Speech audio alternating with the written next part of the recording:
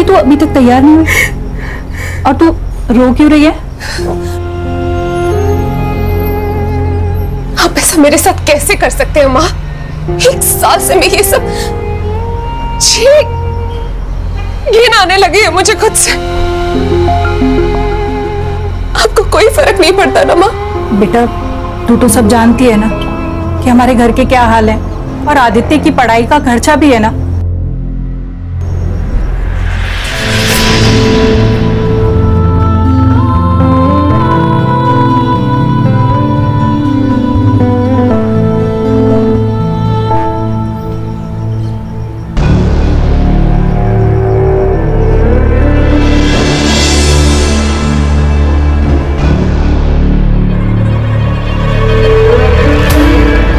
Extra पैसे कमाओगी?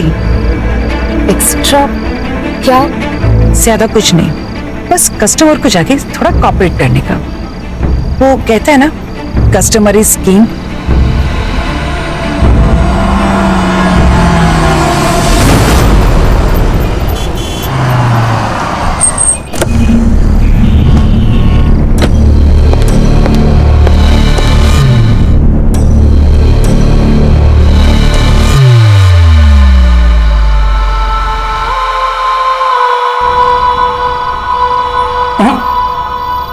तुम late हो, बाकी मैं सब कर लूंगा।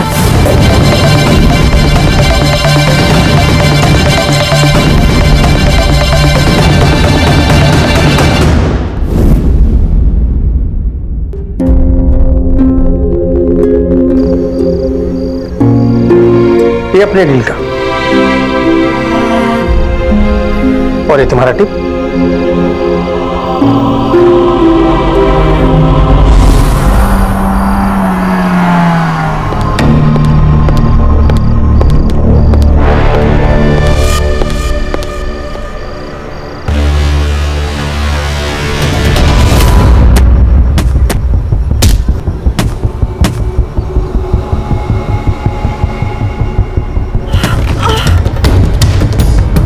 लगी तो नहीं?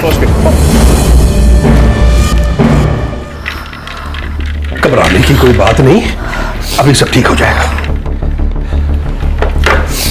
ओहो,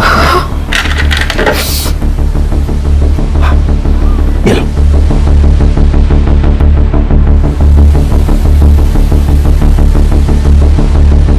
अब मेरी बात मानो, यहां थोड़ा आराम कर लो। एकदम से चलोगी तो चक्कर आ जाएंगे।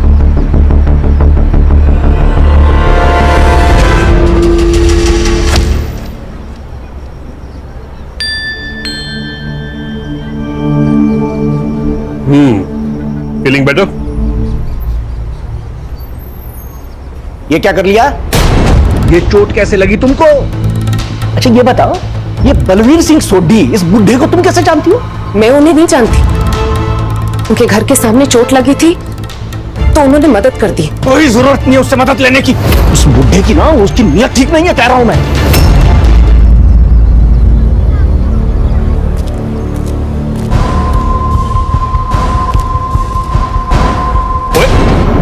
छी, ये क्या देख रहे हैं आप? ला मेरा फोन। शर्म नहीं आती आपको ये सब देखते हुए? उसमें शर्म की क्या बात है? किसने लिंक फॉरवर्ड किया था, मैंने खोला, मुझे क्या पता था कि ये सब निकलेगा। आपको पता है, बाके भी छिपकर देख रहा था। बाके और नला की तरफ। हाँ तुझे शर्म नहीं आती? वो पीछे खड़े खड़े मेरे फोन में झांकता छिप छिप कर। नहीं साहब, मैं कुछ नहीं चल निकल। अच्छा उसे छोड़िए, मुझे 20,000 रुपए चाहिए, कुछ सामान खरीदना है। अच्छा, सामान लेना है या अपनी पोती के लिए बर्थडे गिफ्ट खरीदना है? आपको तो अपने बेटे पोती से कोई मतलब ही नहीं है। ऐसे एहसान फरामोश औलाद के साथ मुझे कोई लेन देन रखना भी नहीं है। ला मेरा फोन दे, दे ना।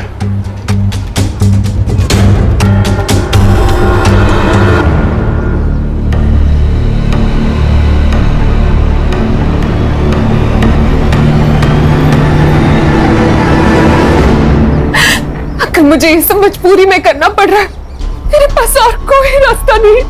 मैं अभी बात करता हूं तुम्हारे बाप से। नहीं अंकल, आप ऐसा कुछ मत करिएगा अंकल। आप जानते नहीं मेरे पापा को, पता नहीं वो क्या करेंगे मेरे साथ। मेरी जिंदगी तो खराब हो गई अंकल, कम से कम मैं अपने भाई की लाइफ को सुधार लूं। करिएगा। क्या कर रही हो तुम? अच्छा कोई बात नहीं, रो मत, मैं कुछ नहीं कहूंगा। बस चुप हो। लड़की शब्द नहीं आती। तेरी बाप की उम्र के आदमी है ये क्या बक रहे हो तुम? मैं बक रही हूँ। और ये क्या कर रही है? मेरे बाप की उम्र के आदमी के साथ चिपक रही है। आपको पता है ये कैसे कैसे कपड़े पहनती है, देर रात तक बाहर रहती है, लगता है इसने आपको भी फंसा लिया है। फालतू बकवास बंद कर अपनी।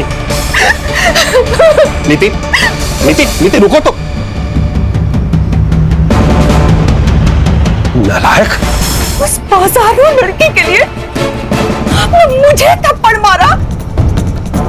अब मैं यहाँ एक पल भी नहीं रुकूंगी। क्या क्या कर रहा है अपने उस कमीने बेटे के साथ? जा रही हूँ। तो जा ना, जा के रहा अपने उस लड़के के साथ में। कोई नहीं चाहिए मुझे।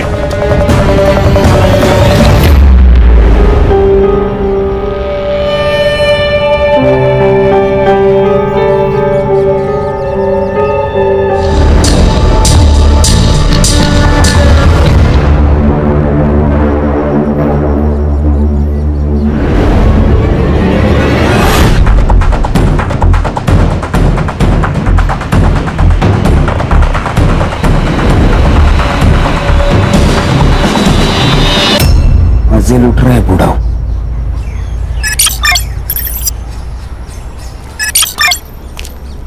अरे जयराम माँ के भैया। जयराम पांडे जी, जयराम। और गांव से हुआ है? अरे हाँ बिल्कुल। और भाई बच्चे कैसे हैं? सब ठीक सब ठीक। ये शहर में चाहे जितनी चमक धमक हो, लेकिन गांव का हवा पानी कुछ अलग ही है। हाँ यही बात तो आप सही कह रहे हैं। चलो पांडे जी चलता हूँ। चलो चल।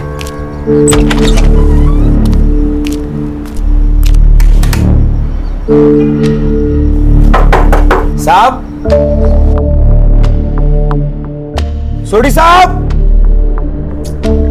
सुबह सुबह पेग लगा के ढेर हो गए लगता है आज।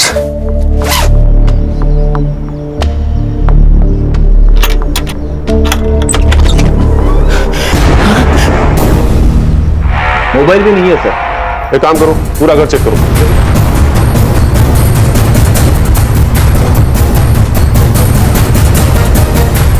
सर मर्डर वेपन जैसा कुछ भी नहीं मिला और ना ही कोई फोन मिला है। तो सर बाकी सामान भी सब बरोबर अपनी जगह पे है। फुटेज का ही हल्ला नहीं है। आईटी कमिश्नर थे तो दुश्मनों की कमी नहीं होगी। बहुत से अमीर और पावरफुल लोगों के रडार पर होंगे सोडी साहब। और रिटायर होने के बाद मार दिया उन्होंने। Siddharth, yes sir. इनका नंबर निकाल के ट्रेस पे डालो और सीडीआर भी निकालना। Okay sir. और रश्मि, तुम इनकम टैक्स डिपार्टमेंट के इनके पिछले साल के और बाकी सारे कंट्रोवर्शियल केसेस की फाइल पकड़ाओ। जी सर। काबे जी, वो नौकर कहाँ है जिसने मर्डर रिपोर्ट किया? परिवार में बीवी और एक बेटा है, लेकिन हमारे साथ अपने बेटे से बातचीत ही नहीं करते थे। उनके बेटे ने मनपसंद लड़की से शादी भी की थी, इसीलिए उन्होंने बेटे और बहू को निकाल दिया। और पत्नी? वो थी ना साहब, वो उन्हीं के साथ रहती थी, लेकिन कुछ दिन पहले उनका बहुत झगड़ा हुआ। वो हमारे साहब का और नीति मैडम का अफेयर चल रहा था ना, इसलिए अनु मैडम घर छोड़ के चली गई। नीति मैडम? हाँ साहब। जानते हो कौन है? हाँ साहब, सब जानते हैं सोसाइटी में उनको। और तुम गांव गए हुए थे? हाँ जी साहब। कब? साहब 4 मई को साहब, 11 बजे की बस थी। सर पूरा घर छान मारा लेकिन कहीं पे कुछ नहीं मिला। लेकिन एक बात सस्पिशियस है सर, टेरेस लॉक है। कोई जरूरी कागजात या कोई फाइल्स मिसिंग ऐसा कुछ? वो अलमारी में बंद है। और चाबी कहाँ है? साहब के पास ही रहती थी। और टेरिस की? उसकी भी। मुझे जाने दो, ये मेरा घर है। छोड़ो, छोड़। बलबीर जी, बलबीर जी, उस नीति ने मेरे पति को खा लिया। मुझे तेरे पापा को छोड़कर नहीं जाना चाहिए था। मेरे पति बिल्कुल सठिया गए थे, अपने बेटे की उम्र की लड़की पर लट्टू हो गए थे।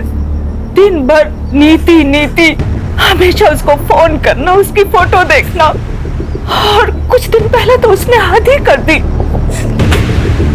आप ये सही नहीं कर रहे। एक अनजान लड़की को प्रॉपर्टी में हिस्सा दे रहे हो। अरे इस प्रॉपर्टी में तेरा हिस्सा भी है। अगर वो लड़की आज के बाद आपके आसपास भी आए ना तो देखना। एक बात सुन ले तू, ये फैसला ना मैंने पूरे होश आवास में लिया है। और अब तुम दोनों यहाँ से निकलो और दोबारा अपनी शक्लें नहीं दिखाना। बलबीर तो जैसे उसका असली चेहरा देखना ही नहीं चाहते थे। और क्या था नीति का असली चेहरा? पूरी सोसाइटी में बदनाम थी वो लड़की। नीति के फैमिली को पता था क्या उसके इस अफेयर के बारे में? इंस्पेक्टर साहब आप सुन क्यों नहीं रहे हो? मेरी बेटी मिसिंग है। अरे तुम का को नहीं सुनता है? तुमको बोला ना 24 घंटे के बाद आने का थाने में मिसिंग कंप्लेंट करने को। साहब समझो ना बात को साहब, मेरी जवान बेटी है। साहब यही उस नालायक लड़की के माँ बाप है। इनकी आवारा बेटी ने मेरे पति के साथ ये सब किया। मैडम तुम इससे बात करो मेरी बेटी के बारे में। आप मेरी बेटी को ढूंढिए साहब, कुछ भी करके ढूंढिए साहब। सर इस बूढ़े सोडी ने मेरी बेटी का जीना आराम कर रखा था। सारा दिन उसी के पीछे पड़ा रहता था, फिर उसे महंगी महंगी गिफ्टें देता था। ये सोने की बैंगल्स भी उसी ने दी थी। सब जब मैंने रोकने की कोशिश की तो सब हाथापाई पे उतर गया। मुझे तो लगता है सर मेरी बेटी के गायब होने में ना इसी का हाथ है। आपको कब पता चला कि नीति मिसिंग है?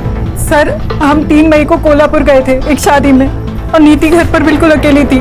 2-3 दिन में शादी में बिजी रही तो उसे फोन भी नहीं कर पाई। और जब हम लोग लौट कर आए तो देखा कि नीति घर पर ही नहीं है और उसका फोन भी स्विच ऑफ जा रहा था। रश्मि इनसे नीति की सारी डिटेल्स ले लो। रश्मि ये नीति का फोन ट्रेस पर डालो, उसका सीडीआर चेक करो। और हाँ सोशल मीडिया भी। आजकल के यंग बच्चे जो अपनी फैमिली और फ्रेंड्स को नहीं बताते हैं, सोशल मीडिया पर अनजान व्यक्तियों को पक्का बताते हैं। सिद्धार्थ सुतार सनफ्लावर कॉलोनी जाओ, बलबीर और नीति के अफेयर के बारे में उनका क्या कहना है ये पता करो। हाँ सर। और सिद्धार्थ बलबीर के आईटी डिपार्टमेंट्स के केसेस मंगवाओ जिसमें उसने डिफॉल्टर्स के खिलाफ एक्शन लिया था। सर वो सब तो कर ही लेंगे, पर मुझे क्या लगता है ये बलबीर सोडी को मारने का सबसे बड़ा मोटिव ये नीति गुप्ता के पास ही था। उसके पास क्या मोटिव होगा सिद्धार्थ? कुछ भी हो सकता है, प्यार, पैसा या फिर प्रॉपर्टी। अरे पर सिद्धार्थ बलबीर ने सारी प्रॉपर्टी उसके नाम की थी ना। तेज तर ना, ये भी तो हो सकता है कि उसने ब्लैकमेल करके करवाई होगी। वाह, मतलब पूरी सोसाइटी जिससे डरती है वो एक यंग लड़की से डरेगा। ये लड़की लोग कितनी डेंजरस होती है पता नहीं आपको। क्यों सुधर वो देखा नहीं आपने?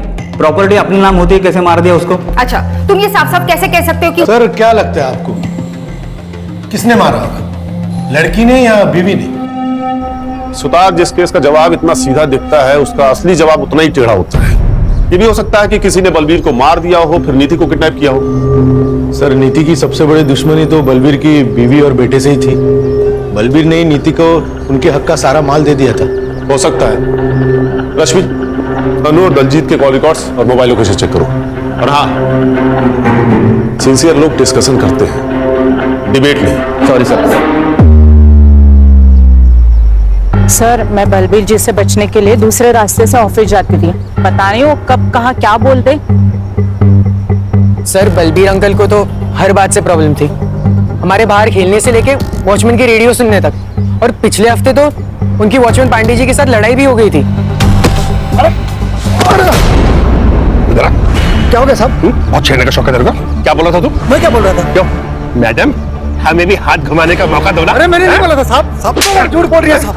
झूठ बोल रही है? झूठ बोल रही है साले, किस हाथ से घुमाएगा हाथ? किस हाथ से ना? अरे साहब मर जाएंगे। कितना मारोगे, मर जाएगा बेचारा यार। ऐसे आदमी का मर जाना ही अच्छा है। छोड़िए इसे। आइंदा ऐसी हिमाकत की ना तो जान से जाएगा। चलो साहब हम कुछ नहीं किए साहब। कुछ नहीं किया? कुछ नहीं किए? जरा तुम लोग कभी कुछ करते नहीं है ना? बोल पाओ साहब। सर मैंने सोसाइटी वालों से कंफर्म किया, इसने नीति को छेड़ा था। साहब बस थोड़ा सा छेड़े, कुछ किए नहीं साहब। लेकिन साहब वो तो धंधे वाली है तो छेड़ेगा उसे। हमने सुना था कि वो बलबीर वो बूढ़ो उसको खुश रखती थी साहब। तो कुछ भी करती हो पर तुझे उसे छेड़ने का अधिकार किसने दिया? साहब हम अकेले नहीं छेड़े साहब, वो बातें की भी लाट टपकती थी साहब। उसने ही हमसे बताया था कि वो नीति मैडम और बलबीर आपस में चिपटते लिपटते रहते थे साहब। उसका अपने मालिक के साथ में लफड़ा भी हुआ था साहब। अब है तो मर्द ही ना साहब, और नीति मैडम को देख के किसी का भी मन डोल सकता है। और ये बात नीति ने तुम्हारे मालिक को बता दिया होगा और तुम्हारे मालिक ने तुम्हें नौकरी से निकाल दिया होगा। इसी बात पर झगड़ा हुआ था ना उससे जाने से पहले। झगड़ा हुआ था मेरे साहब के साथ, लेकिन किसी और वजह से।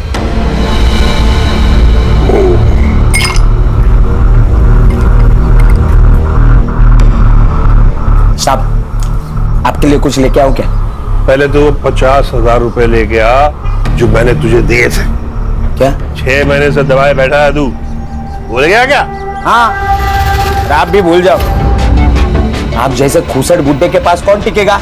मैं अकेला इंसान हूँ जो टिका हुआ है। इतने का तो 50,000 रुपए तो बनता है ना।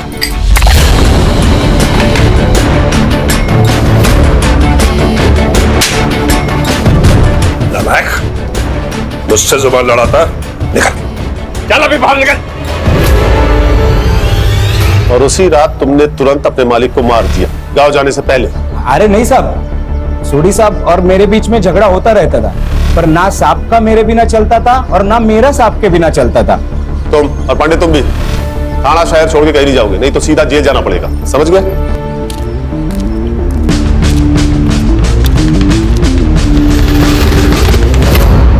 सर, बलबीर सोडी ने अपनी जॉब के आखिरी साल में कुछ पावरफुल बिल्डर के खिलाफ एक्शन लिया था। कुछ 200 करोड़ का ब्लैक मनी जब्त किया था। 200 करोड़? 200 करोड़ तो बहुत बड़ा मोटिव है मर्डर करने का। इन बिल्डर्स की डिटेल्स निकालो। Yes sir. और हाँ, इस वाकये की एलिबाई चेक करो, पता करो कि 4 मई की सुबह ही अपने गांव गया था या नहीं बस से। सर एक और बात है, बलबीर के घर से हमने जो पेपर और सामान जब्त किया था उसमें हमें एक वसीयत मिली है। किससे बनवाई थी? एडवोकेट अरविंद कुलकर्णी। बलबीर सोडी बहुत ही सुलझे हुए और कैरिंग इंसान थे ऑफिसर। और वकील साहब, हमारी जिससे भी बात हुई उन सबका कहना इससे बिल्कुल अलग है। आई एग्री, बलबीर जी को गुस्सा आता था, लेकिन उन बातों पर जिस पर हम सब लोगों को गुस्सा आता है और आना चाहिए। बलबीर जी जस्ट हेटेड रॉन्ग। कभी कभी इंपल्सिव हो जाते थे और डिसीजंस लेते थे क्योंकि उन्हें पता था कि वो सही कर रहे हैं, फिर चाहे लोग उनके बारे में कुछ भी सोचे। जैसा उन्होंने उस लड़की को अडॉप्ट किया था। अडॉप्ट किया था? किसे? नीति गुप्ता। नीति, एक बार फिर अच्छे से सोच लो, वो पेरेंट्स है तुम्हारे। पेरेंट्स? जैसा उन्होंने मेरे साथ किया ऐसा तो कोई दुश्मन के साथ भी नहीं करता। I have decided. I want to disown them.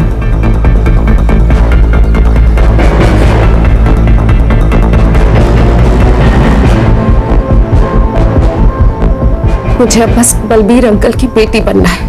Kulkarni, हमारा रिश्ता बहुत पवित्र है, लेकिन अनु हम पे बहुत शक करती है। उसे लीगली अडॉप्ट कर लूंगा तो उसकी गंदी सोच भी बदल जाएगी। तुम पेपर्स बना लो। वकील साहब, क्या नीति ने आपको कभी बताया कि उसके पेरेंट्स उसे कैसे परेशान करते हैं? नहीं सर, लेकिन वो बहुत तकलीफ में लग रही थी। मैंने कभी किसी बच्चे को अपने पेरेंट्स से इतनी नफरत करते नहीं देखा। अरे भाई, पीएम रिपोर्ट आई कि नहीं? कोई बताएगा मुझे? आ गई है सर। एक्चुअली मैं वो नीति का सीडीआर निकाल रही थी तो मैं भूल गई, सॉरी सर। बलबीर सोडी की death excessive bleeding due to blunt force trauma से हुई है। उनका स्कल फ्रैक्चर हुआ है किसी हैवी ऑब्जेक्ट से मारने की वजह से। टाइम ऑफ डेथ 9:30 PM 4 मई। सर उसी दिन सुबह बाकी अपने घर के लिए निकला था और ये नीति की फैमिली एक दिन पहले कोल्हापुर के लिए। सर मुझे तो लगता है कि ये मर्डर बलबीर की फैमिली ने किया है और इस एडॉप्शन वाली कहानी के बाद तो सबसे बड़े सस्पेक्ट वही है। वो सब तो ठीक है सिद्धार्थ, लेकिन ये नीति है कहाँ? उसके गायब होने की वजह क्या हो सकती है? सर मैंने उसका सीडीआर चेक किया। उसने लास्ट टाइम अपना फोन 4 मई को शाम के 7 बजे यूज किया था। एक यूएस में अपने भाई आदि से और दूसरी किसी शीला से। दोस्त नहीं है, एक्चुअली शीला उसकी पिंप है। शीला पिंप थी? मतलब नीति प्रोस्टिट्यूट? हाँ शायद। एक मिनट सर। हाँ बोला, क्या बदबू? अरे लेकिन वहां से हमने बॉडी उठवाई है मैडम, वो स्मेल कहीं और जगह से आ रही होगी। अच्छा हम चेक करते। सर वो कॉलोनी वालों का फोन था, उनका कहना है कि बलबीर के घर से अभी भी बदबू आ रही है। बदबू? हाँ चलो देखते हैं। चलो मोरे, चलो लोग।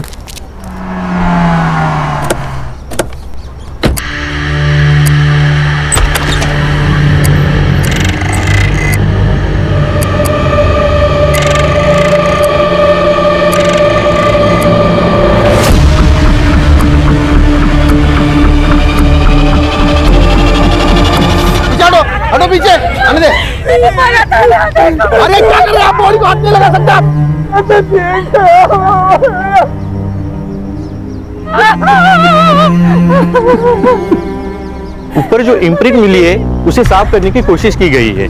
हम ट्राई कर रहे हैं, लेकिन मुझे नहीं लगता कुछ मिल सकता है। देखिए, ये पेंट इस केस को सॉल्व कर सकता है, डायरेक्ट एविडेंस ही है, so please do your best. Okay sir. Sutar, ये नीति और बलबीर की फैमिली के फिंगरप्रिंट्स लो, बाकी और पांडे की भी। इन सबके पास मोटिव था इन मर्डर्स का, पर हमें और सस्पेक्ट्स एंगल को एक्सप्लोर करना होगा। इस शीला से मिलते हैं पहले। हाँ, चलाती हूँ मैं स्कॉट सर्विस। तो पहले तो लीगली था ना, अब इनलीगली हो गया है क्या? नहीं, बिल्कुल नहीं, इलीगल तो नहीं है। तो फिर सर आपको भी कुछ कैटलॉग सिखा दूं? खुश हो जाएंगे आप। तेरी खुशी तो मैं निकाल दूं। रुक। रश्मि, शीला जी, हम यहाँ नीति गुप्ता के बारे में जानने आए हैं। अब ये मत कहिएगा कि आप उसे जानती नहीं है। हम यहाँ उसके फोन और मैसेजेस के थ्रू आए हैं और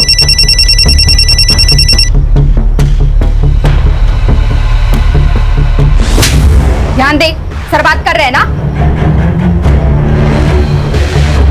ये क्या है सर? बार बार मुझे क्यों धमकाया जा रहा है? अगर किसी के फोन पे मेरा नंबर मिल रहा है तो इसका मतलब ये नहीं कि मैं किसी को जानती हूँ। अगर जानती नहीं थी तो क्या रही थी उसके साथ रॉयल इन होटल के लॉबी में?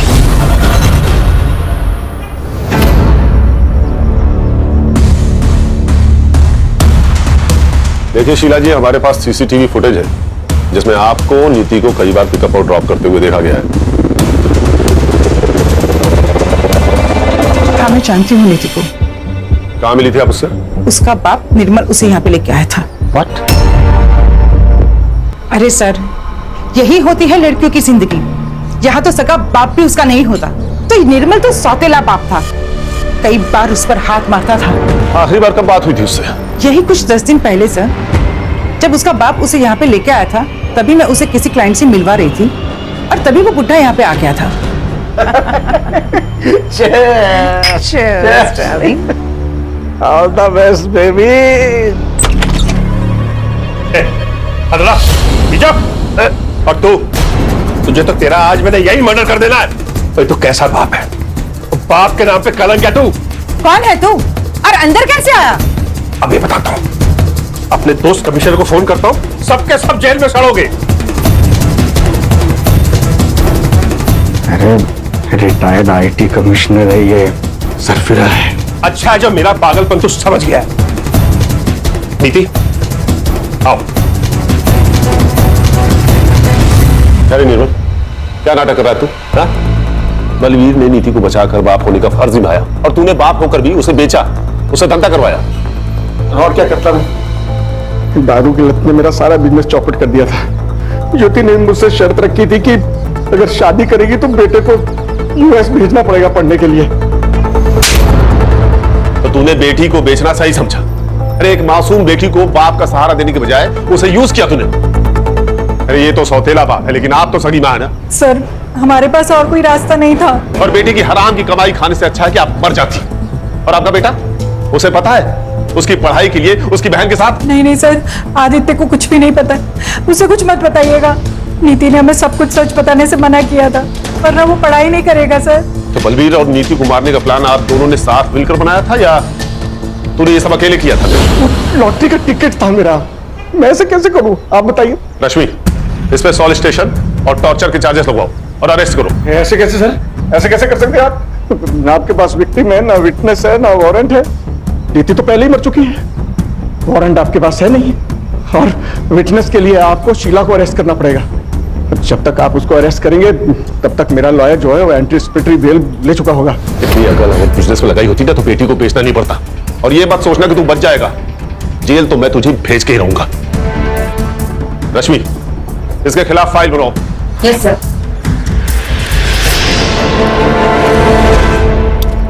सर, अनु और दलजीत के कॉल रिकॉर्ड्स और लोकेशन एकदम क्लीन है।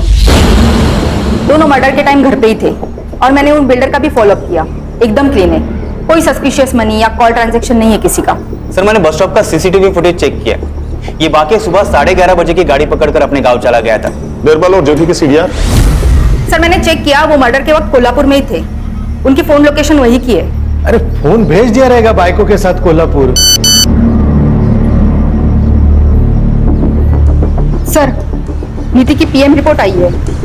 वो मैंने अर्ली रिलीज रिक्वेस्ट डाली थी। आज पर पीएम रिपोर्ट नीति का मर्डर भी सेम रीजन से हुआ है। उसके सर पर 10-15 बार वार किया गया बिफोर डेथ और 7 बार मरने के बाद। इंसानियत नाम की चीज कोई बची है कि नहीं? सर, फिंगरप्रिंट रिपोर्ट आ गए।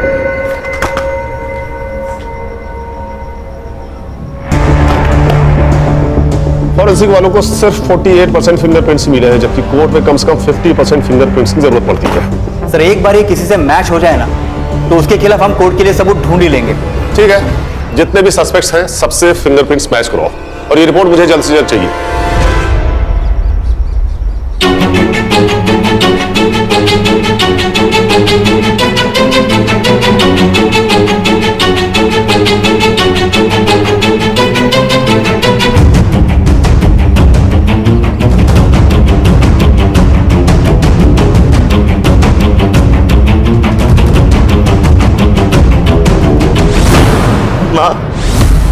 पापा,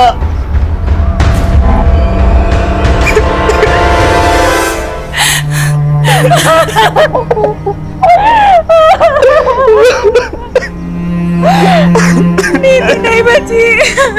तुम नीति के भाई आदित्य हो ना? हाँ सर, मुझे जैसे ही पता चला मैं यूएस से पहली फ्लाइट पकड़कर सीधा यहाँ आ गया।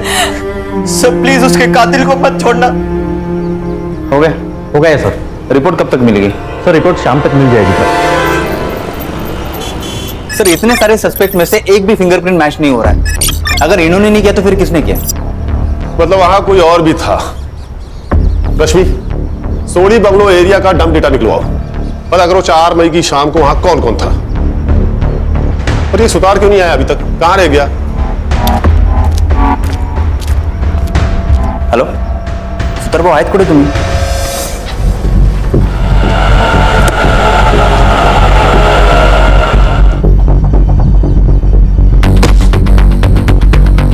कहाँ जा रहे हो?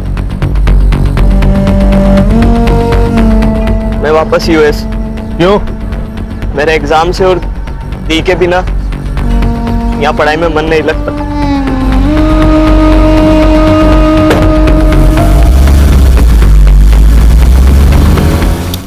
अरे किसी की सुतार से बात हुई क्या? अभी तक आया नहीं वो, कहां रह गया? सर मेरी उनसे फोन पे बात हुई थी, वो अभी आते होंगे सर। Sorry sir, sorry. ये आ गए। क्या Sorry. Sutar? Sorry sir, sorry. उस सोडी साहब के घर के यहाँ पे गया था ना, डब्बा भूल गया था रिक्शा में। तुम्हें पता होना चाहिए यहाँ कितना काम पड़ा है सुतार। सर बहुत अजीब लग रहा है आज सर। मर्डर किसी एक का हो जाता है और सारे घर को भुगतना पड़ता है। क्या बात है सुतार भाऊ, आज ये फिलोसॉफी? फिलोसॉफी नहीं है मैडम, वो नीति का भाई मिला था, मायूस था बेचारा बहुत। अमेरिका जा रहे हैं वापस। क्या कहा? वापस जा रहा है? हाँ। अरे कल ही तो आया था ना वो। हाँ तो क्या हो गया सर, वो परीक्षा है उसकी, उसके लिए जा रहा है बोल रहा। उसकी बहन का मर्डर हुआ है सुतार, इतना खर्चा करके वो यहाँ आया है। लोग तेरे अभी तक रुकते हैं, वो क्रियाक्रम के पहले ही निकल रहा है। अजीब सा लग रहा है मुझे। Siddharth, yes sir. आदित्य की फोटो सर्कुलेट करो और कंट्रोल रूम से कहो कि एयरपोर्ट जाने वाले हर रास्ते पर नाकाबंदी लगाए। Yes sir. और अश्विन, तुम सभी एयरलाइंस का पैसेंजर मैनिफेस्टो चेक करो, पता करो कि वो किस एयरलाइन से वापस जा रहा है। जी सर।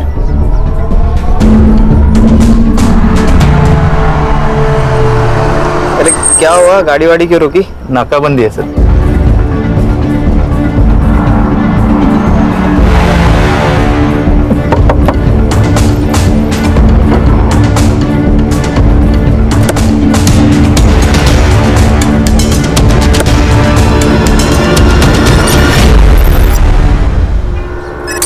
चल हाथ आगे ला। छोड़ो। चल हाथ आगे ला। What is this nonsense? छोड़ो। सिद्धार्थ बोल। ये लो, कौन से कॉन्स्टिट्यूशन में लिखा है? मैं अपने फिंगरप्रिंट्स नहीं दूंगा। I have rights. देखो बेटा, जो ज्यादा राइट करते हैं ना वही सबसे ज्यादा रॉन्ग होते हैं। क्या कहा था तूने? तू 2 दिन पहले आया था, हाँ? तो 3 मई को मुंबई के रॉयल होटल के बाहर क्या कर रहा था तू?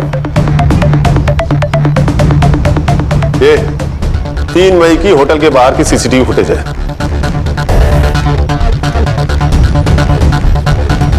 ये पूरी पहने हुए तू ही है ना? ये सोसाइटी के बाहर की सीसीटीवी फुटेज है। सो वो व्हाट? घर जाने से पहले 2 दिन पहले चिल करना चाहता था। इसमें प्रॉब्लम क्या है? प्रॉब्लम हमें नहीं, प्रॉब्लम तो तुझे होने वाली है, वो भी बहुत बड़ी वाली। क्योंकि 4 मई को तेरा सेल लोकेशन बलबीर के घर के आसपास पाया गया है। अब बोल, 4 मई को रात 8 बजे तू बलबीर के घर पे क्या कर रहा था? मोरे, जरा अपना डंडा लेके आना। लगता है जब तक इसको पड़ेगी नहीं तब तक ये बोलेगा नहीं।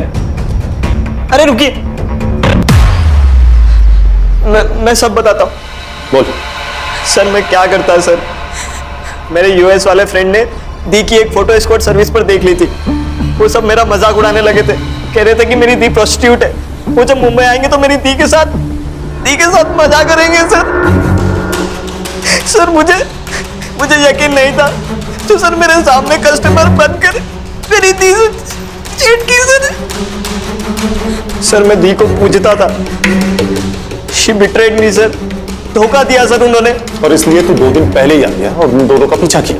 हाँ सर, तभी जाकर तो मुझे पता चला कि उस बुड्ढे बलवीर और दी का कुछ चल रहा है। और तुझे लगा कि वो उसका कस्टमर है, इसलिए तूने बलबीर और नीति को मार दिया। मैंने मर्डर नहीं किया सर, मैंने मर्डर का कॉन्ट्रैक्ट दिया था। किसे?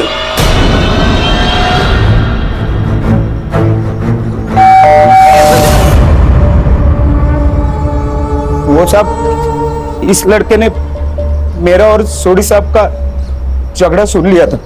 इसी ने लाख रुपया दिया था उन दोनों को मारने का। फिर उन दोनों का फोन और मारने का हथौड़ा मैंने तोड़ के गटर में फेंक दिया साहब। पर तू उसी दिन सुबह बस पकड़कर गांव चला गया था ना? हाँ साहब, उसी बस में गया मैं, क्योंकि प्लान ही वही था। यहाँ से बस पकड़ूंगा और भिवंडी उतर के वापस आऊंगा काम खत्म करने, और फिर से रात को चला जाऊंगा अपने गांव। मुझे कोई रिग्रेट नहीं है। अरे दी के साथ तो यही होना था, जो हुआ ना अच्छा ही हुआ। उसकी गलती एक ही थी कि वो चुप रही, वो भी सिर्फ तुम्हारे लिए। तुम्हारे पेरेंट्स ने उससे जबरदस्ती ये काम करवाया। और बलवीर सोनी, वो उसका कस्टमर नहीं थे, उन्होंने उसे लीगली अडॉप्ट किया था ताकि उस गंदगी से बाहर निकाल सके, उसे वो सब कुछ दे सके जो वो डिजर्व करती है। लेकिन तूने उससे वो सब कुछ छीन लिया। क्या हो गया सर? इधर चकाचौंध वाली जिंदगी जीनी है, पैसे की लत लगा लेते हैं, हाई प्रोफाइल में रहने का सबको। ये सब करने के लिए आदमी कुछ भी कर जाता है। अरे गरीब आदमी को देखो, क्या वो जीता नहीं है? इंसान अगर उसूल वाला हो तो पैसे निकालने के सही रास्ते निकाल ही लेता है। हमारे देश की लड़कियों को भी समझना होगा, शोषण घर वाला करे या बाहर वाला, आवाज उठाना जरूरी है। फिर वो चाहे कोई भी हो, अपना बाप हो, भाई हो या कोई और, किसी के लिए खुद को दांव पर लगाना सही नहीं है।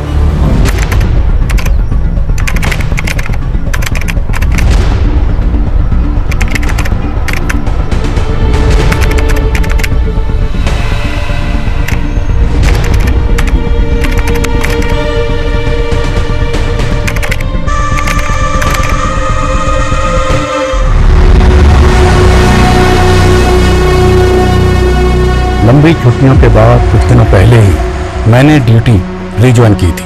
फिर मेरे पास आया सेजल मेहता केस। इस केस ने मेरे जहन को इतना थका दिया कि लगने लगा मैं इस केस में एक अरसे से उलझा हुआ हूं। मैं जब भी इस लड़की के बारे में सोचता हूं तो एक अजीब ख्याल मेरे जहन को जकड़ लेता है। पुलिस वाले मृत विक्टिम से कभी मिल तो नहीं पाते, लेकिन फिर भी उन्हें विक्टिम की जिंदगी में उतरना पड़ता है, जिसे एक भूल का नाम दिया गया था।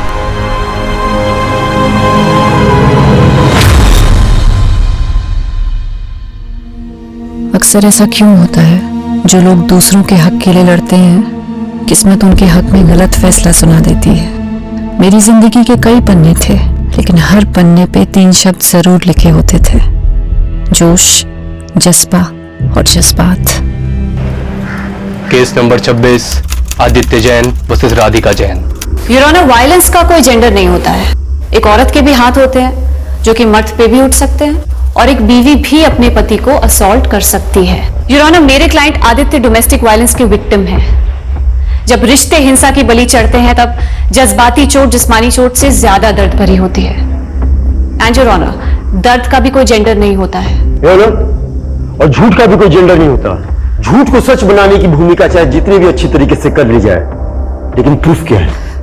योर ऑनर, ये आदित्य की मेडिकल रिपोर्ट्स हैं। जिसमें उसकी पुरानी इंजरीज के प्रूफ हैं। योर ऑनर, आदित्य के फ्रेंड्स, नेबर्स हर कोई स्टेटमेंट दे चुका है और सबका यही कहना है कि वायलेंट आदित्य नहीं, राधिका है। योर ऑनर, अगर मेरे क्लाइंट चाहें तो काउंटर केस भी कर सकते हैं, बट हम कोर्ट का टाइम वेस्ट नहीं करना चाहते, इसलिए आई अपील कि इस केस को डिसमिस करके डिवोर्स ग्रांट कर दिया जाए। मुझे बहुत अफसोस के साथ कहना पड़ रहा है कि एक महिला होने के बावजूद भी सेजल जी इस केस को जीतने के लिए बहुत कुछ मैनिपुलेट कर रही है। आप अपनी दलीलें नहीं प्रूव कर पा रहे हैं तो कुछ भी कह रहे हैं, but I believe in justice your honour.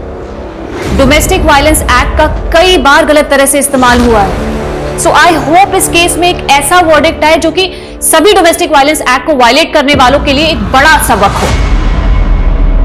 Sejal, मुझे अब विश्वास हो गया है कि तुम्हारी मदद से मैं ये केस जीत सकता हूँ। मैं तुम्हें बता भी नहीं सकता हूँ कि उस औरत के साथ मैं कितनी घुटन महसूस करता था। सेजल, कब से कॉल लगा रहा हूँ, फोन भी बंद है तुम्हारा। सॉरी प्रतीक, मैं कोर्ट रूम में थी। तो मुझे यहाँ क्यों बुलाया? पहले ड्राइवर समझ रखा है। वैसे सही है, तुम्हारा वेट करता रहूँ मैं हमेशा, है ना? सॉरी यार। Aditya, he is Prateek, my fiancee. Hi. Hi. अब आपका ऑर्डर हो तो चले यहाँ से। See you on the verdict day. Let's go, bye.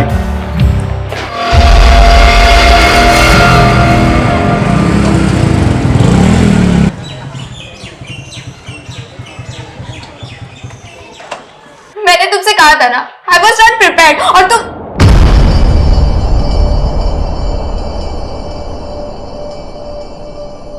Anjali, क्या हुआ राघव? अंजलि रो क्यों रही थी? क्या किया तूने उसके साथ? क्या क्या मतलब? फ्रेंड्स हैं हम, हमारी भी पर्सनल बातें होती है। राघव, तू अभी इतना बड़ा भी नहीं हुआ है, और माँ के एब्सेंस में मैं तेरी बड़ी बहन ही नहीं, तेरी गार्जियन भी हूँ। क्या पका रही होती थी? ये क्या लैंग्वेज हुई राघव? हाँ, रुको, मैं अभी अंजलि से बात करती हूँ। उससे क्या बात करोगी आप? हाँ? तो एक बात बता, तू इतना डर क्यों रहा है? कहीं तूने उसके साथ कुछ ऐसा वैसा तो? इनफ। दीदी, मैं आपको कभी पूछता हूँ क्या कि आप प्रतीक के साथ क्या क्या करती हो? हाँ, मेरी भी पर्सनल लाइफ है, सो प्लीज डोंट इंटरफियर। बहुत बदतमीज होता जा रहा है। सेजल, तुम ना छोटी सी बात को इधर का उधर ले जाती हो यार। तुम उसे शांति से समझाओगी ना तो आई थिंक वो समझ जाएगा। So just relax, okay? चल।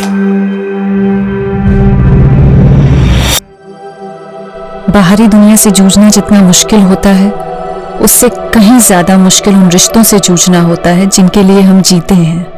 अपनों की हार के आगे बाहरी दुनिया की जीत भी फीकी लगती है। आदित्य जैन वर्सेस राधिका जैन। इस केस के फैक्ट्स, स्टेटमेंट्स और प्रूफ्स पे बारीकी से गौर करने के बाद ये कोर्ट आदित्य जैन को डोमेस्टिक वायलेंस के चार्जेस से बरी करती है।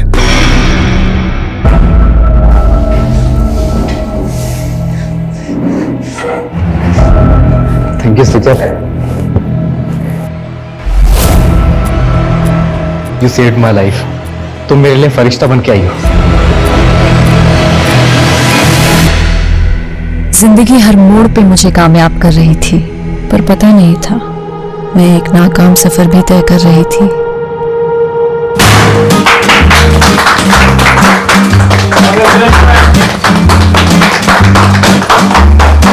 मैनी कांग्रेचुलेशन सेजल, मुझे पता था तुम ये केस जीत कर लोगे। जिस डेडिकेशन, सिंसियरिटी और ईमानदारी से तुम काम कर रही हो, it's something to be appreciated. Thank you sir, लेकिन मुझे आपसे बहुत जरूरी बात। आज कोई काम की बात नहीं होगी, it's a celebration time. And listen guys, Sejal की जीत की खुशी में आज मैंने आप सबके लिए डिनर पार्टी अरेंज की है। एंजॉय। तो मुझे लग रहा है बॉस सेजल के बहुत ज्यादा मेहमान हो रहे हैं। थोड़े हाई प्रोफाइल केसेस इसके लिए रिजर्व करके रखे। हम तो सिर्फ पेपर वर्क करने के लिए ना।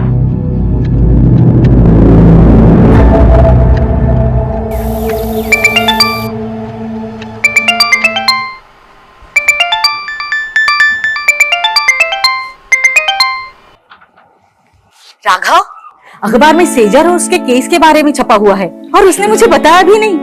कहाँ है वो? दीदी सो रही होगी ना, मुझे भी सोने दो। 8 बज रहे हैं राघव, उठ और सेजल से कह मुझे फोन करेगी। दीदी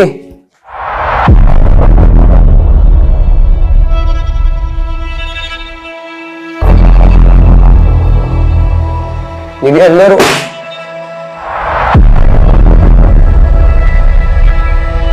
दीदी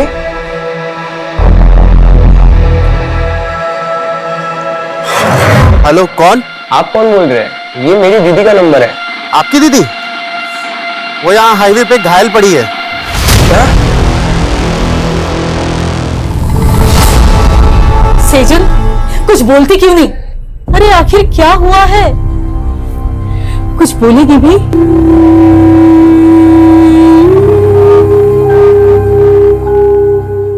मुझे लगता है शायद दीदी के साथ रेप। क्या? इसलिए पूरे रास्ते कुछ बता नहीं रही थी। मैंने उनसे काफी बार पूछा क्या हुआ दीदी, लेकिन उन्होंने कुछ बताया नहीं। पुलिस को बुलाना चाहिए। नहीं, मुझे सेजल से अकेले में बात कर लेने दे। तुम बाहर जाओ।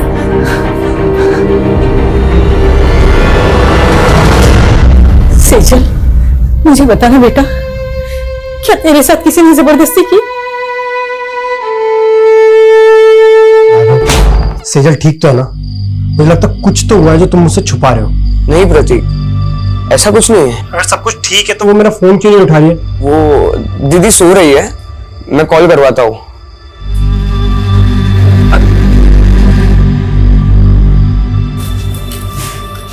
पड़ोसी कुछ भी कह रहे हैं, तिल का ताड़ बना रहे हैं। लेकिन माँ सच सच बताओ, दीदी की तरह आप भी मुझसे कुछ छुपा नहीं रही हो ना? उन्होंने आपको बता दिया ना कि उनके साथ रेप हुआ है। ऐसा कुछ नहीं है, डॉक्टर को दिखाया था ना सेजल को। मुझे भी उसकी परवाह है, तू फिक्र मत कर, वो धीरे धीरे नॉर्मल हो जाएगी।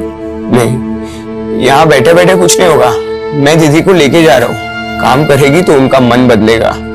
ठीक है, मैं भी तेरे और सेजल के साथ वहां आती हूँ।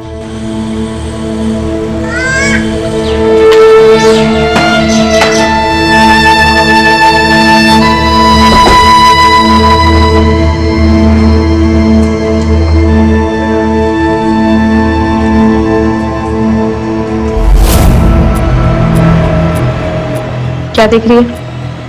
चल अंदर।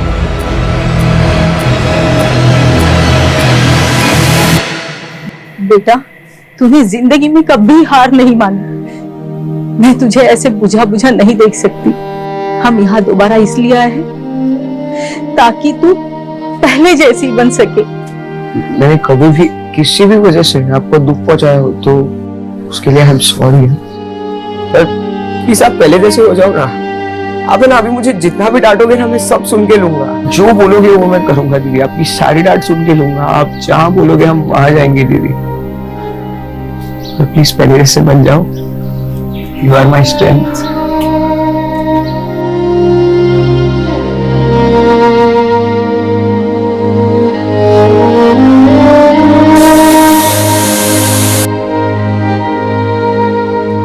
अपने दर्द छिपा के मैं पहली बार एक झूठी जिंदगी जीने की कोशिश कर रही थी।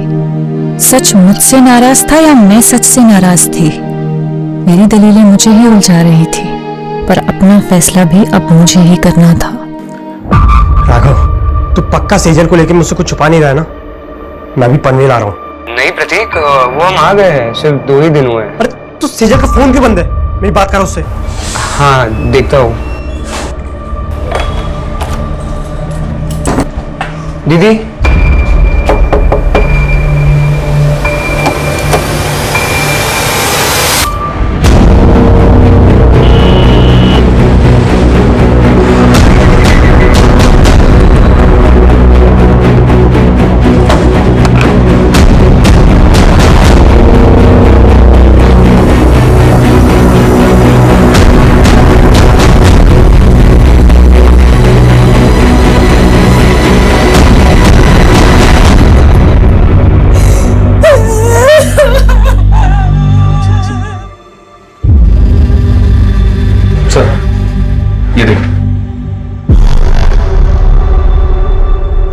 मेरी शिकायत खुद से, अपने आप से। मैं ऊपर वाले को थैंक्स बोलती हूँ जिसने मुझे ये जिंदगी दी, दुनिया के सबसे अच्छे माँ बाप दिए, प्यारा सा भाई दिया। लेकिन मुझे नहीं मालूम था मेरी एक भूल मुझे उनसे इतना दूर कर देगी। मुझसे बहुत बड़ी भूल हो गई जिसकी सजा मैं अपने आप को दे रही हूँ। मुझे हमेशा अफसोस रहेगा कि मैं आपका साथ छोड़कर जा रही हूँ। आपकी सेजल। शहर की एक युवा लॉयर सेजल मेहता की लाश घर में फंदे से लटकी पाई गई। क्या सेजल ने खुदकुशी की या ये एक हत्या है? ये सवाल फिलहाल पूरा शहर पूछ रहा है। प्रारंभिक जांच में अभी तक पुलिस कोई ठोस नतीजे पर पहुंच नहीं पाई है। ये सुसाइड नोट में सेजल ने किसी भूल का जिक्र किया। क्या भूल हुई थी? और उसके चेहरे पर चोट के निशान थे। वो चोटें कैसे आई? आप लोग बोलते क्यों नहीं है? ये सब माँ की भूल है सर। कैसी भूल? सर 15 दिन पहले होली की दहन की रात दीदी एक पार्टी में गई थी। वहां उनके साथ कुछ हुआ था सर। पूरी रात घर भी नहीं आई और सुबह। सेजल किसकी पार्टी में गई थी? कहाँ गई थी? अच्छा सुन, मैं तुझसे कल बात करती हूँ। क्यों? आज घर नहीं आने वाली हो? आऊंगी पर शायद थोड़ा लेट हो जाए, एक पार्टी में जा रही हूँ। उन्होंने सिर्फ इतना बताया था कि वो किसी होटल कस्तूरी में गई थी और पूरी रात घर नहीं आई थी। तो क्या ये भूल थी? या फिर आपको ये मालूम होता है कि आपकी बेटी के साथ रेप हुआ है, आपने फिर भी पुलिस में कंप्लेंट नहीं की? उस भूल का जिक्र उसने इस खत में किया। मेरी बेटी का रेप नहीं हुआ था सर। मैंने डॉक्टर से उसका चेकअप भी करवाया था। देखिए, सेजल को बहुत ही बुरी तरह से मारा पीटा गया है। कहीं ऐसी वैसी तो बात नहीं? मेरा मतलब है ये मैं कंफर्म नहीं बता सकती। अगर आप पहले सेजल को यहाँ पे लेके आए होते तो शायद मैं कुछ कंफर्म बता सकती थी। सेजल के साथ मारपीट किसने की थी? दीदी ने कुछ भी नहीं बोला था सर। वो ट्रॉमा में थी। लेकिन धीरे धीरे वो हमसे घुलने मिलने लगी थी। ऐसे कैसे सुसाइड कर सकती है वो? आप कहना क्या चाहती हैं? क्या कोई बाहर से आया और उसने जबरदस्ती आपकी बेटी को अंदर पंखे पर लटका दिया? सर कुछ समझ नहीं रहा है। मैं कॉलेज गया था और माँ शॉपिंग करना है। जब घर आए तो दीदी। माना सेजल ने खुद आप लोगों को कुछ नहीं बताया, पर फिर भी उसकी हालत देखकर आप लोगों को नहीं लगा कि आप लोगों को जानना चाहिए कि पार्टी में उसके साथ क्या हुआ, किसने किया और क्यों किया? जानने की कोशिश की थी सर, बस इतना पता चला कि पार्टी उनके ऑफिस में थी। ऑफिस कहाँ पर है? Jawahar Nagar, JP associates. और सेजल आपको घायल अवस्था में कहाँ मिली थी? MG road. सर यहीं पे मिली थी मुझे दीदी। आसपास तो कोई सीसीटीवी कैमरा नजर नहीं आ रहा है। जादव सुनो, यहाँ आसपास लोगों से पूछताछ करो, पता करो किसी ने कुछ देखा है क्या।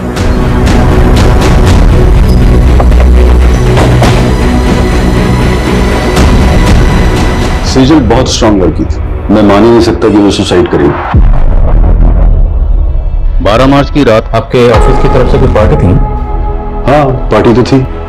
सेजल ने एक कंट्रोवर्शियल केस जीता था, उसी के सेलिब्रेशन में। और ये सेलिब्रेशन होटल कस्तूरी में हुआ था? कस्तूरी? नहीं तो पार्टी तो ऑफिस में थी। सर, कस्तूरी होटल के बारे में मैं कुछ नहीं जानती। उस दिन पार्टी यहाँ पे ऑफिस में ही थी। ये पार्टी कब तक चली थी? करीब 9 बजे तक। और जब सेजल यहाँ से गई तो सब नॉर्मली था सर। अच्छा, पांडे बोलो। सर ये जिस हाईवे पे सेजल की लाश मिली थी वहां से 7 किलोमीटर दूर कस्तूरी प्लाजा नाम का एक होटल है। लेकिन राघव ने तो ना होटल कस्तूरी बोला था। एनीवेज, इस कस्तूरी प्लाजा की लोकेशन भेजो मुझे तुरंत।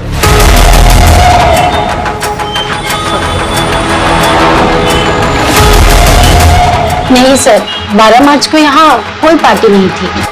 इस लड़की को आपने यहाँ देखा था? सर यहाँ तो बहुत से लोग आते हैं, मुझे याद नहीं है। पढ़े 12 मार्च को यहाँ पे जितने भी गेस्ट आए थे सबकी लिस्ट चेक करो और यहाँ का सीसीटीवी फुटेज भी चेक करो। चाहे सेजल यहाँ पे आई हो।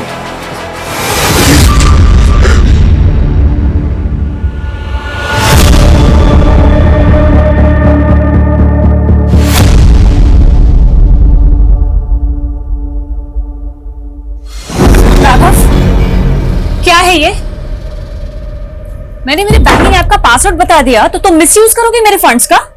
किससे पूछ के तूने 35,000 रुपए निकाले मेरे अकाउंट से? मैं आपको बताने ही वाला था। और क्या करेगा तू इतने बड़े अमाउंट का? बोल।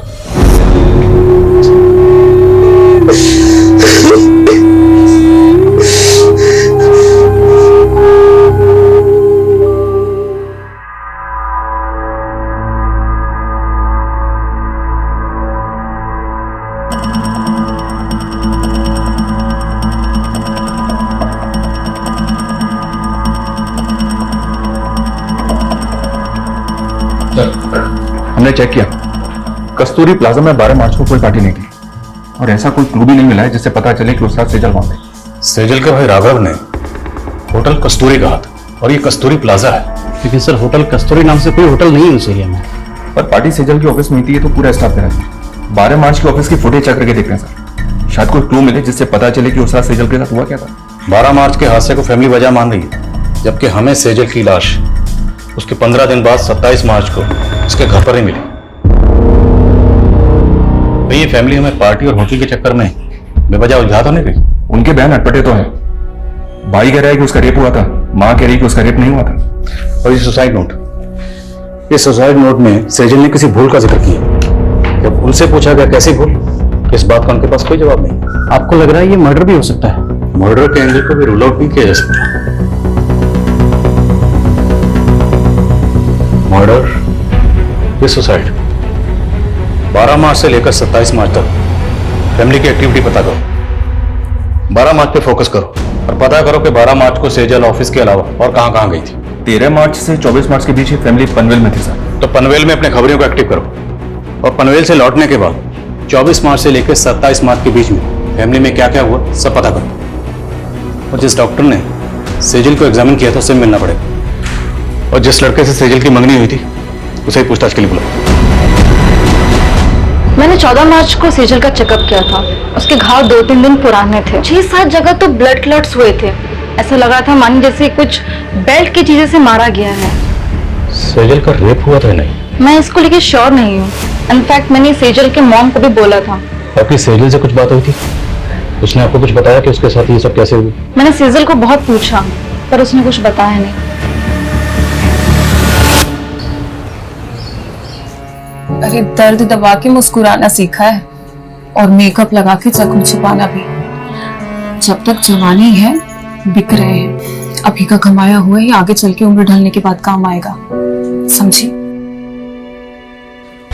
माना सेजल की फैमिली ने आपको कुछ भी साफ साफ नहीं बताया कि सेजल के साथ क्या हुआ था, और आपको कुछ तो अंदाजा हुआ होगा कि सेजल के साथ ऐसा किसने किया होगा। हमेशा खुशी दिखती थी। मेरे लिए सोच पाना मुश्किल है कि उसके साथ में ऐसा कुछ हुआ है। 12 मार्च को सेजल के ऑफिस की कोई पार्टी थी। अब अगर सेजल उस पार्टी में जाती तो जाहिर सी बात है आपको तो पता ही होता ना। मेरी इस बारे में उससे फोन पर भी बात हुई थी। प्रतीक, बॉस ने ये केस जीतने की खुशी में एक पार्टी रखी है, लेकिन मुझे ये सेलिब्रेशन बिल्कुल अच्छा नहीं लग रहा है। पर हुआ क्या? मुझसे बहुत बड़ा गुफअप हो गया। गुफअप? कैसा गुफअप? सर क्लियरली मुझे कुछ नहीं पता है, but it was something related to her work. Sejal ने ये लॉ फॉर्म 4 साल पहले ज्वाइन की थी, और इसमें वर्क करने वाली बात है तो ये कि सेजल ने जितने भी केसेस जीते थे या जितने भी केसेस पे वो काम कर रही थी, उनमें से ज्यादातर केसेस वो थे जो पहले उसकी कुली कविता के पास थे। मतलब कविता के केस सेजल को दिए जा रहे, जबकि पहले सेजल कविता को असिस्ट कर रही थी। सर ऑफिस की फुटेज में भी हमने कविता और सेजल के एक और कलीग विकल्प को पॉइंट आउट किया था।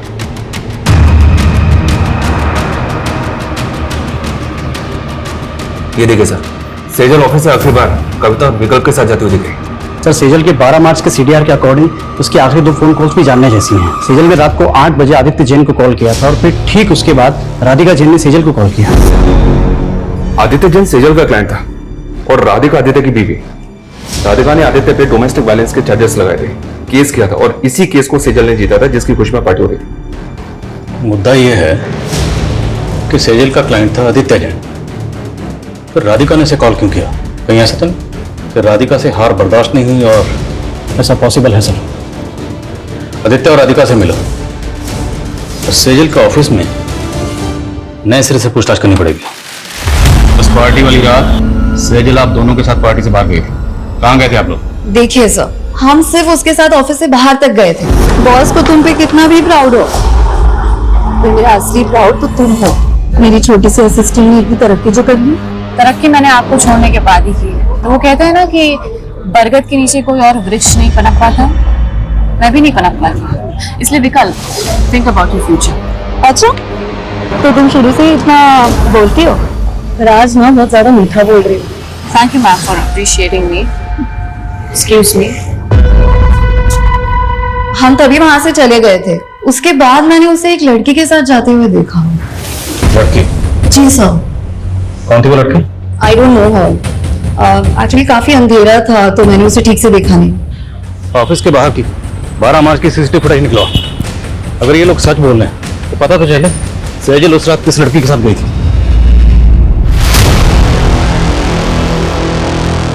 मैंने तुम्हें रोका था लेकिन तुमने मेरी बात नहीं मानी और अब तुम्हारी वजह से अब मैं प्रेग्नेंट हूँ।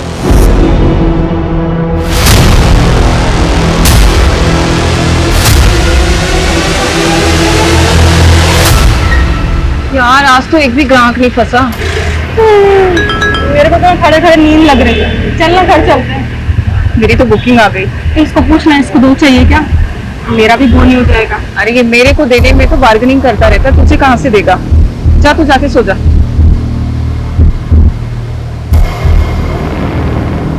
आदित्य से केस हार गई थी, वो भी सेजल की वजह से।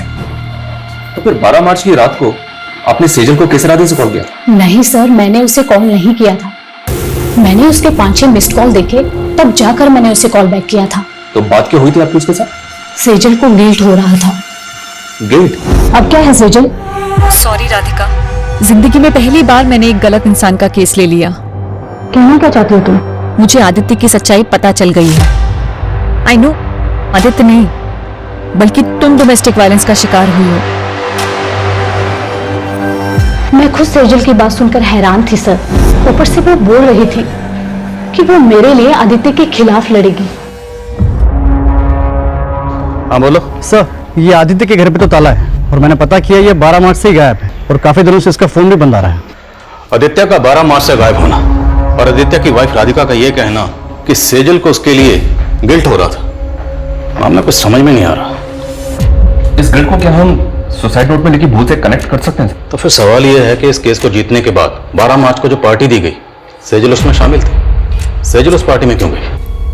राधिका की बात पर हम ऐसे ही यकीन नहीं कर सकते, हमें खुद क्रॉस चेक करना होगा। Right sir. जिस औरत पर अपने पति को टॉर्चर करने का आरोप हो, वो सेजल से बदला लेने के लिए उसको भी तो टॉर्चर करवा सकती है। तो फिर आदित्य क्यों गायब है? सर शायद उसको भी राधिका नहीं गायब कर रहा हो, वो उसका राज जानता था। अब इस राज से पर्दा तभी उठ सकता है जब हमें पता हो कि आदित्य क्यों गायब हुआ और कैसे गायब हुआ। आदित्य की बैकग्राउंड खंगाल और मुझे लगता है कि हमें इस बारे में सेजल के बॉस से बात करनी चाहिए। सर हमें सर सेजल की पोस्टमार्टम रिपोर्ट। पोस्टमार्टम रिपोर्ट के मुताबिक कॉज ऑफ डेथ स्ट्रैंगुलेशन, मतलब मौत दम घुटने से। जिस्म पर चोटों के निशान थे, पर पोस्टमार्टम रिपोर्ट रेप कंफर्म नहीं करती। वो शायद इसलिए क्योंकि पोस्टमार्टम उसकी मौत के काफी दिनों बाद किया गया। मुमकिन है कि रेप हुआ क्योंकि लड़की के साथ जबरदस्ती तो हुई थी। सेजल की हैंडराइटिंग मैच हो रही है और हमारी पनवेल के खबरियों से इंफॉर्मेशन मिली सर। कैसी इंफॉर्मेशन? पनवेल में सेजल के चाचा चाची रहते हैं। पिछले 7 सालों से दोनों परिवार के बीच कोई बातचीत नहीं है। दरअसल सेजल के पापा की दुकान थी जो सेजल के चाचा ने हड़प ली थी। शैलेंद्र, मेरे पति के गुजरते ही तूने अपने रंग दिखाने शुरू कर दिए। पहले उनका बैंक अकाउंट फ्रीज करवा दिया और अब उनकी दुकान हड़प ली। मैं अपने बच्चों की देखभाल कैसे करूंगी? मैं हूं ना, खर्चा उठा लूंगा तुम सबका। वो दुकान मेरे पापा की थी चाचा जी, आप वहां सब नौकरी करते थे और ऐसे कह रहे जैसे हम पे एहसान कर रहे हैं। बस सेजल, भाभी समझाओ इसको। भैया के बाद कोई नहीं है मेरे अलावा तुमको पालने वाला। पाला मेरे पापा ने है आपको चाचा, अपनी दुकान में काम देके, और आप हमें पालोगे। जबान को लगाम दो इसकी, नहीं तो हाथ पैर जबान सब काट के रख दूंगा। और भूता है ना तो आके हासिल कर लेना वो दुकान। शैलेंद्र ने हमें सताया तो बहुत था सर, और शैलेंद्र के उस थप्पड़ ने सेजल के अंदर बहुत बड़ा परिवर्तन ला दिया था। कैसा परिवर्तन? लॉ पढ़ रही थी सर। उन्होंने ठान लिया था कि चाचा से हमारा हक लेकर रहेगी। दिन रात उन्होंने पढ़ाई की और उसके साथ साथ पार्ट टाइम जॉब भी करती थी। चाचा के खिलाफ केस की पैरवी उन्होंने खुद की थी सर। उसने अपने जीवन की हर लड़ाई जीती थी सर। समझ में नहीं आता खुद से कैसे हार गई। क्या लगता है आप लोगों को, क्या शैलेंद्र सेजल के साथ ऐसी ज्यादती कर सकता है? सर, आप 7 साल पुरानी बातें कुरेद रहे हैं और इन बातों को हम कब का भूल चुके हैं। हमने हमेशा सेजल और राघव को अपने बच्चों की तरह माना था। विश्वासघात उन्होंने किया। उस दुकान पर इनका भी बराबर का हक था, लेकिन सेजल ने चालाकी से। छोड़ना अभी सब बातें, कहिए और कुछ है जो आप पूछना चाहते हैं? 12 मार्च को किधर थे आप? यही पनवेल में। पनवेल में कहा पे? अपने घर पर ही था। आई डोंट बिलीव राधिका सच बोल रही। राधिका अपने हस्बैंड आदित्य को टॉर्चर करती थी and it's proven in the court. अगर सेजल को केस जीतने के बाद ऐसा कुछ लगता तो सबसे पहले वो मुझे बताती। सेजल के मंगेतर ने बताया कि वो काफी दिनों से परेशान थी। जब उसने बार बार पूछा सेजल को कि किस बात को लेकर परेशान है, तो सेजल ने बताया कि उससे काम में गुफा हुई। अब जैसे कि आपने कहा कि सेजल सबसे पहले अगर कुछ होता तो आपको बताती, तो अगर इस गुफा का ताल्लुक राधिका के केस से नहीं है तो फिर किस बात से जिसको लेकर सेजल परेशान थी? ऐसा कुछ नहीं था और आप ये बेकार के सवाल करके अपना टाइम वेस्ट कर रहे हैं। सर, मैंने आदित्य के कुछ रिलेटिव से बात की, लेकिन किसी को नहीं पता कि आदित्य इस वक्त कहाँ पे। आदित्य मोती नगर की कंपनी में मैनेजिंग डायरेक्टर था। वहां इंक्वायरी करो, शायद कुछ पता चले। सर इसमें 12 मार्च की सेजल के ऑफिस की बाहर की फुटेज है। सर, इसमें इस लड़की के साथ बाहर जाते हुए दिख रही है। कौन है ये लड़की?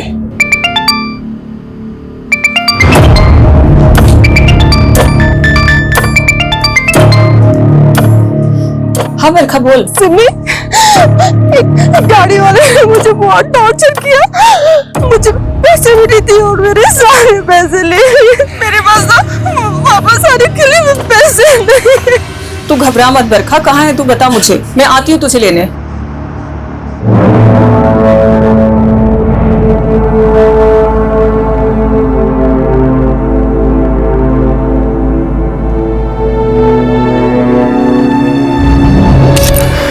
प्रॉब्लम क्या है तेरी?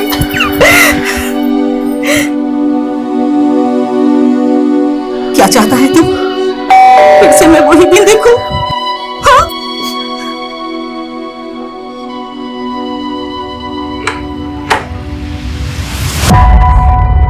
ऐसा करने से पहले तुमने एक बार भी अपनी मां के बारे में नहीं सोचा? कहीं वजह तुम्हारी दोस्त अंजलि से तो नहीं जुड़ी? हाँ?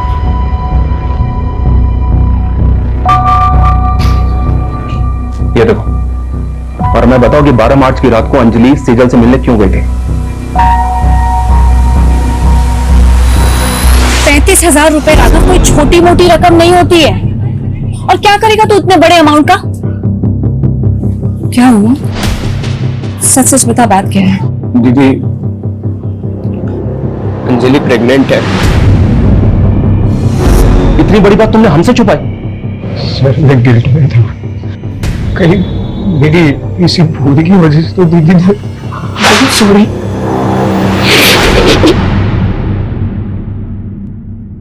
कोई प्रेग्नेंट नहीं थी तुम, ये सब ड्रामा है ना? प्रेग्नेंट हो तुम? कोई प्रूफ है? तुम दोनों ने मेरे भाई को बेवकूफ बनाया सिर्फ पैसे हटने के लिए। अब देखना, ऐसे चार्ज में तुम लोगों को अंदर करवाऊंगी ना कि कभी भूलोगे नहीं।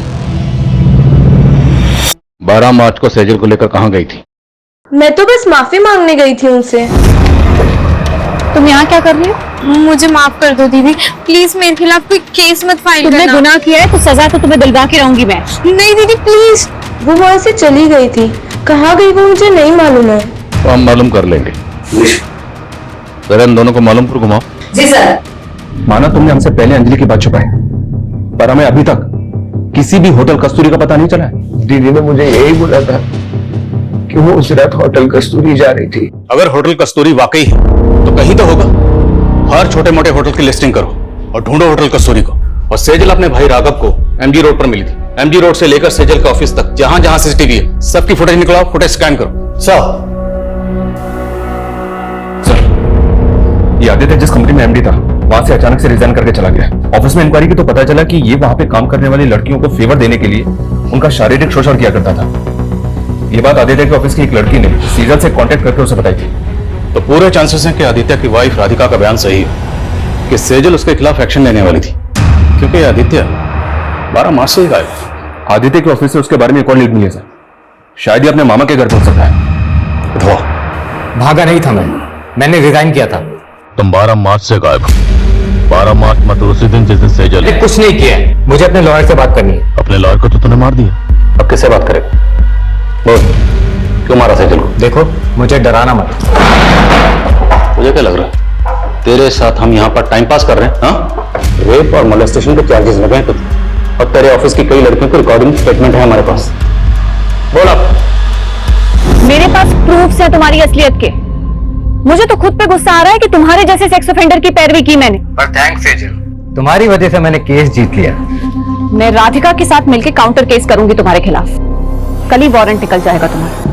मैं डरकर भागा जरूर था, लेकिन मैं सच बोल रहा हूँ, मैंने सेजल के साथ कुछ भी नहीं किया है। राइट सर, मैं पता करने की कोशिश कर रहा था।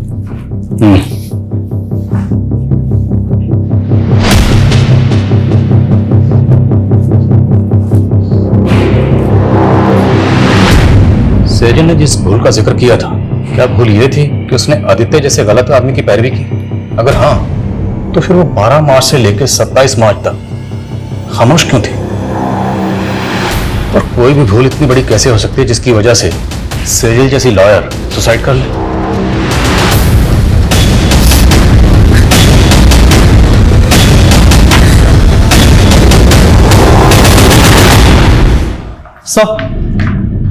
सर, सेजल ने 5 मार्च को कोर्ट में पिटीशन फाइल की थी, जिसमें उसने कोर्ट से अपील की थी कि 7 साल पहले उसके पिता की मौत हार्ट अटैक से नहीं बल्कि उनकी हत्या हुई थी। सर, पिटीशन तो अंडर कंसिडरेशन है, लेकिन सेजल को यह शक था कि उसके चाचा शैलेंद्र का हाथ इसमें था। लेकिन सेजल ने यह पिटीशन 7 साल बाद क्यों फाइल की? आखिर 7 साल बाद उसके हाथ में ऐसा क्या सुराग लगा हो? सेजल की मां को भी इस बारे में कुछ नहीं पता, लेकिन सर वो हमें शैलेंद्र के बारे में भी कोई सबूत नहीं मिल रहा है। अगर सेजल की पिता की हत्या के पीछे वाकई उसके चाचा शैलेंद्र का हाथ था और उसके बावजूद वो 7 साल से बाहर है, तो मतलब प्लानिंग लंबी की होगी। और अब सेजल 7 साल बाद उस पर मर्डर चार्जेस लगाकर उसे अंदर करवाने वाली थी। मोटिव स्ट्रांग है। इस शैलेंद्र के बारे में पता करो, उसकी हर एक हरकत पर नजर रखो। Okay sir.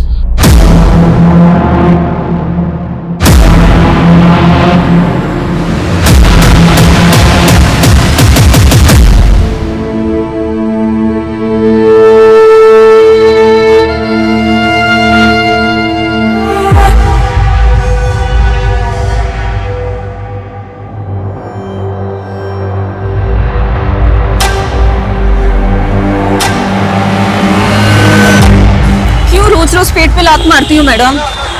बकबक बनकर क्या बकबक मैडम? जो मर्डर करके भाग जाते हो उनको तो आप पकड़ नहीं पाते हो, और हमारे जैसे को दबोच लेते हो आप। क्या बोल रही है तू? किसका मर्डर? मेरी दोस्त का मर्डर। 6 महीने पहले 12 मार्च को हाईवे रोड पे मेरी दोस्त को मार दिया गया था। उसकी सुनवाई हुई अभी तक? चल ठीक है, गाड़ी में बैठ।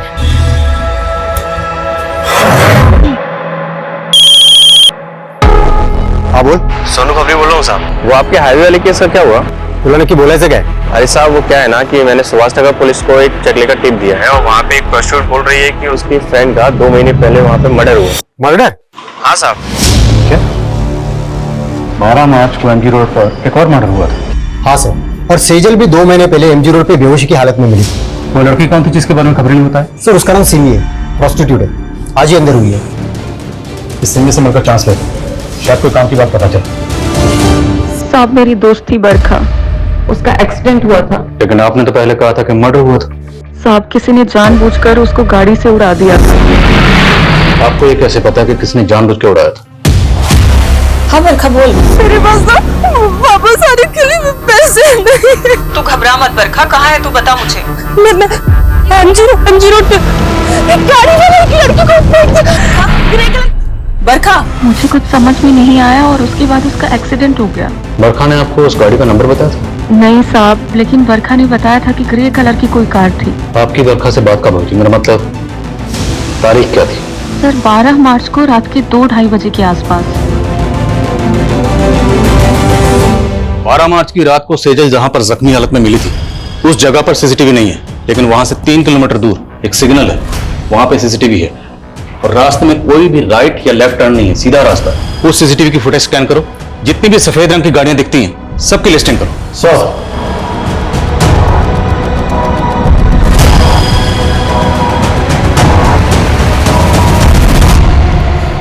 उस रात 2 बजे के बाद उस रास्ते से ये 7 ग्रे कारें गुजरी थी, और ये इन 7 कारों के 7 ओनर्स हैं। इन ओनर्स की डिटेल्स निकाली तो पता चला कि इनमें से ये मनीष, इसका एक होटल है, होटल संतूरी। राघव ने कहा था कस्तूरी, होटल कस्तूरी में गई थी। संतूरी कस्तूरी। सर ये भी तो हो सकता है कि सुनने में फर्क आया।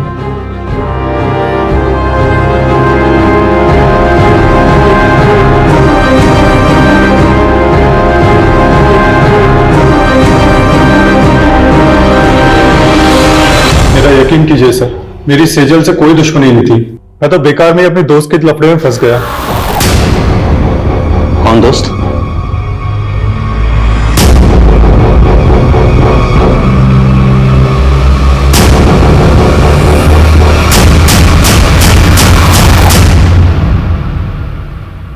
दो महीने से तेरी एक्टिंग देख रहा हूं, और अब तो इस डंडे पे नाच करेगा। सेजल ने क्या बिगाड़ा था तुम्हारा? सर मेरा पहले बिल्कुल भी इरादा नहीं था उसे नुकसान पहुंचाने का, बल्कि वो तो ऑफिस की पार्टी मनाने के बाद में उसे मनीष के होटल में मिलने भी आई थी। प्लीज प्रतीक, वैसे भी आदित्य की वजह से मैं बहुत गिल्ट में हूँ। पार्टी करने का एकदम मूड नहीं है। सेजल, ऑफिस में ये सब चलता रहता है। Please please. कौन कौन कौन कौन कौन? सेजल,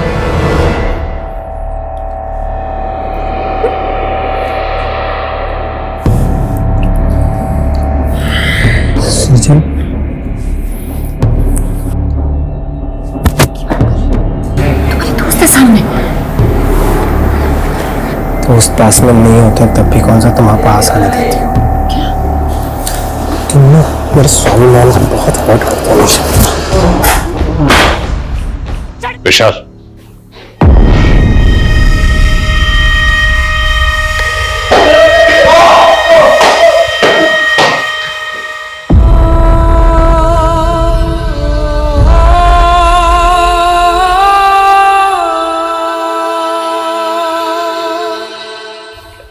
सर सेजल के साथ उसके अपनी मंगेतर ने इतना सब किया, फिर भी वो 15 दिन तक चुप रही। जबकि सेजल कोई आम लड़की नहीं थी, एक लॉयर थी, एक ऐसी लॉयर जो लोगों के इंसाफ के लिए ईमानदारी से लड़ती थी। सेजल प्रतीक को बचपन से प्यार करती थी। उसने प्रतीक पर आंख बंद करके भरोसा किया, लेकिन प्रतीक ने उसके भरोसे को तोड़ा। जब इंसान को किसी अपने सबसे ज्यादा करीबी से धोखा मिलता है तो उस इंसान का पूरी इंसानियत से भरोसा उठ जाता है। सेजल के साथ भी यही हुआ। उसने अपने सुसाइड नोट में यही लिखा कि उसे लग रहा था कि प्रतीक पे भरोसा करके उसने अपनी जिंदगी की सबसे बड़ी भूल की। वो भूल जरूर थी, लेकिन सबसे बड़ी नहीं। सबसे बड़ी भूल थी उसका अपनी जिंदगी को खत्म करना, खुदकुशी करना। हम सबकी जिंदगी में दुश्वारियां आती, परेशानियां आती हैं, लेकिन उन परेशानियों से लड़ते हुए, दुश्वारियों से जूझते हुए, जद्दोजहद करते हुए जिंदगी में आगे बढ़ना होता है। इसी का नाम जिंदगी है। मौत किसी मसले का हल नहीं है।